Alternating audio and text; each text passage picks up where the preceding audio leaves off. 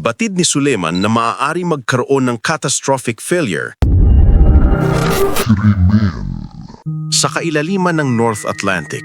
Ang karagatan ay walang kinikilalang yaman o kapangyarihan. Noong June 18, 2023, bumaba ang submersible na Titan patungo sa wreckage ng Titanic. Lula nito ang Pakistani billionaire na si Shahzada Dawood at ang kanyang 19-year-old na anak na si Suleiman. Para sa ama, ito ay katuparan ng isang pangarap, pero para sa anak, ito ay simula ng isang bangungot na nagtapos sa isang iglap. Alas 8 ng umaga nang magsimulang lumubog ang Titan. Normal ang takbo ng lahat sa mga unang oras. Subalit pagdating ng alas 9:45 ng umaga, tuluyan na putol ang komunikasyon. Nawalan ng contact ang surface vessel sa submersible. Sa loob ng ilang oras, ang buong mundo ay nag-aabang at umaasang ito ay isang technical glitch lamang. Subalit ang katotohanan sa ilalim ay higit na mas malagim kaysa sa inaasahan. Ayon sa mga ulat, magkaiba ang disposisyon ng mag-ama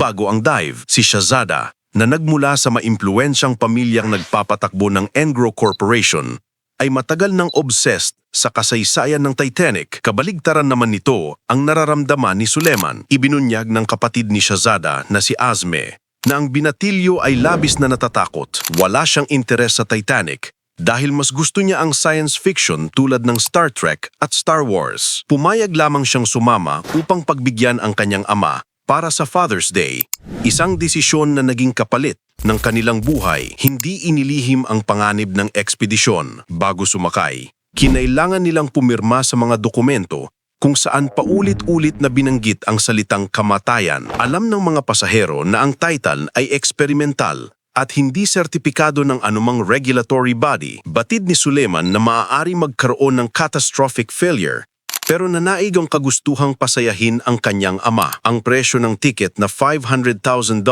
ay binayaran, hindi para sa kaligtasan, kundi para sa isang upuan patungo sa kadiliman. Matapos ang 4 na araw na paghahanap, nakumpirma ang worst-case scenario, isang implosyon. Ang pressure sa lalim na yon ay hindi kayang ilarawan ng simpleng salita. Ipinapakita sa eksperimento kung paano ang isang styrofoam cup ay lumiliit at nadideform sa ilalim ng matinding pressure. Sa lalim na 4,000 meters, ang bigat ng tubig ay 380 times na mas mabigat kaysa sa surface. Nang bumigay ang hull ng Titan, ang pagkawasak ay nangyari sa bilis na hindi na kayang iproseso ng utak ng tao. Namatay sila bago pa man nila nalaman na may mali. Sa huling sandali, dala ni Suleiman ang kanyang Rubik's Cube. Ayon sa kanyang inang, si Christine, nais ng binatilyo na basagin ang world record sa paglutas nito sa pinakamalalim na bahagi ng karagatan. Ito sana ay isang innocent achievement ng isang matalinong estudyante.